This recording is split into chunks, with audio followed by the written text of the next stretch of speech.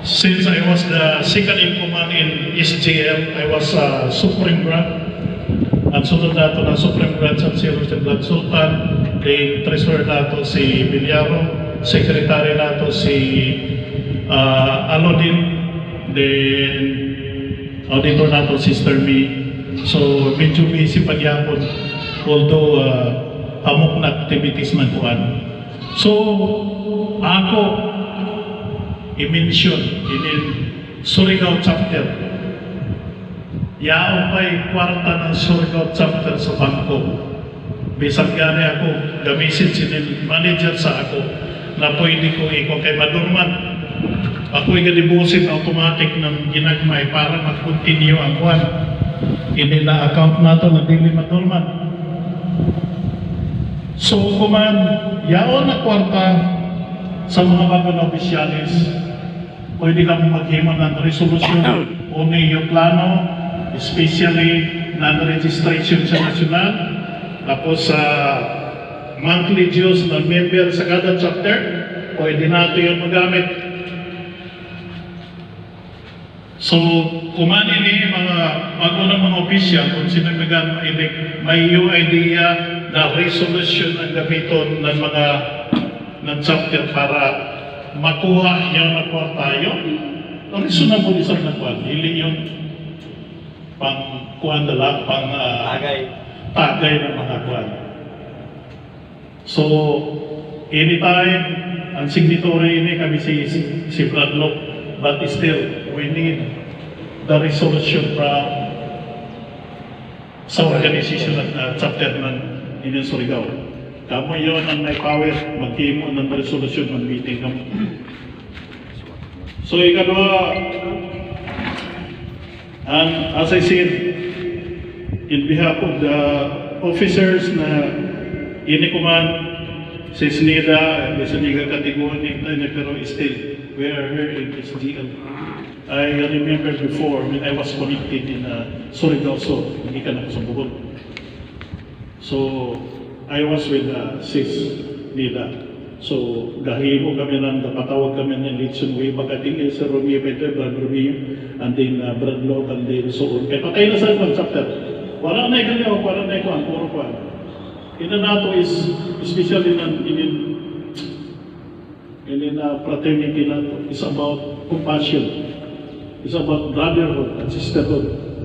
Isa mga gamay nato naguan, ikamot nato, ito niyang inahanglan nato, mga brother.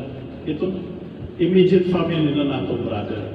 That's why we are called fraternities and sororities. Dili yun, kakita mo lang nakabrad mo, i-ignore mo because of the leadership. No? Yaong edper ang grupo. Di ba? Kung gano'n ito yun, medyo tanong na ako ng yanin lang ako, kung ikalihukan din, Surigao chapter. Medyo yung kahinay na gayon. So, say, kung leader ka, say, igo na enough to surrender, pero dili sa mong solusyon yun mo surrender. Basta yaman ba kita? Sige lang, tuloy.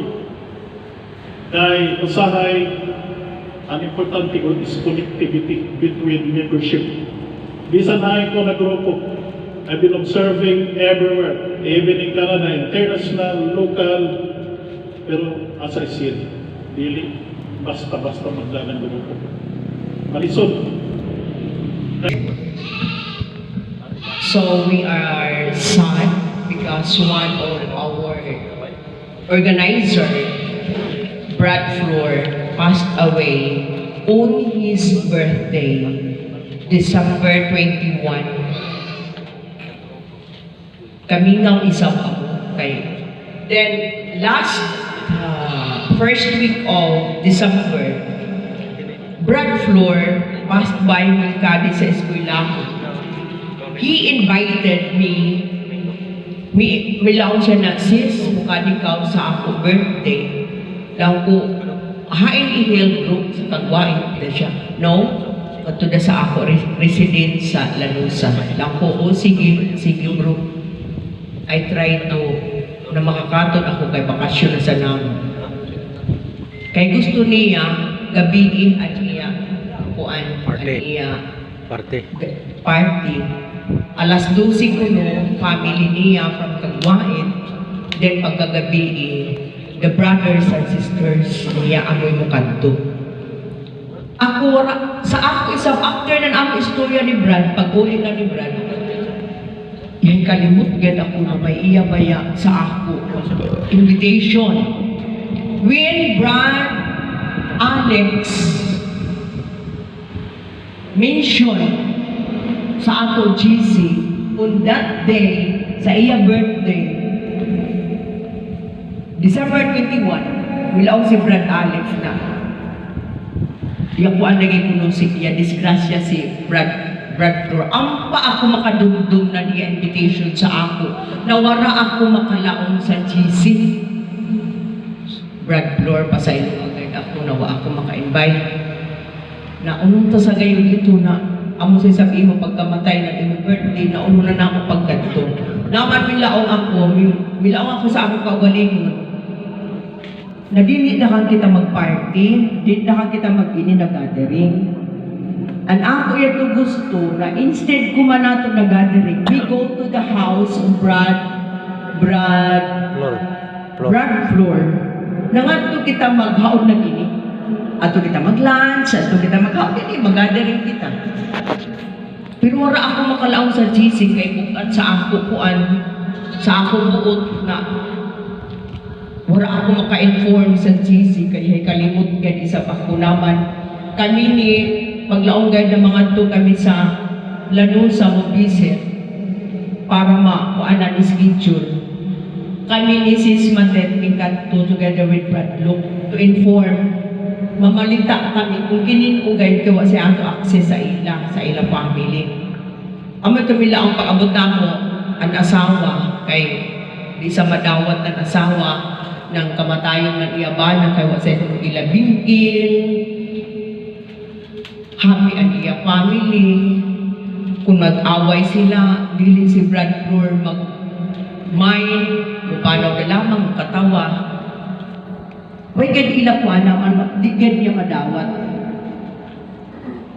Laon ko na dili sa puno ila pwede dugayon ang pagkuan kay mataro kuno kay 2026 na next sa sunod semana. So ang ila gayon plano na ilubog amo yatong December 30. Kung pwede kuno laon 29 kita.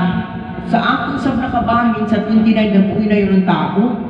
Bagay sa kita ma-recognize kung 29 kita.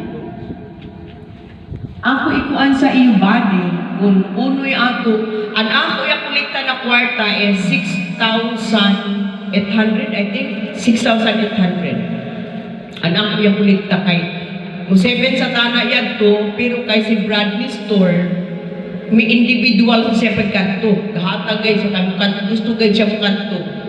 Kay gusto niya makitaan ang iya. An iya kaidan kay maganda to gatiyaw nahala pagtiyaw bro amo yan to na gahatag siya man to na 1,000 na at amo yan nato kwarta na 6,000